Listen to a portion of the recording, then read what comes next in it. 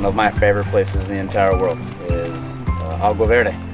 Agua Verde nestled in an incredibly beautiful cove, green water surrounded by the Sierra de la Giganta mountains that runs up and down the eastern coast of Baja California.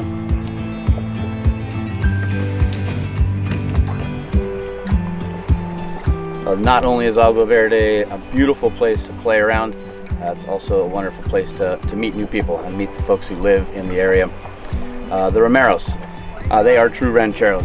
Folks around here have been making their own saddles for quite a while. Probably one of the few places in the world that the saddles are still made like this.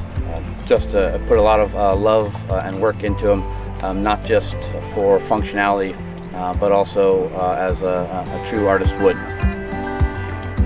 They bring burros and mules down here and take us on beautiful mule and burro rides through the countryside, through Oasis, along the beach, and give us some wonderful vistas of Agua Verde.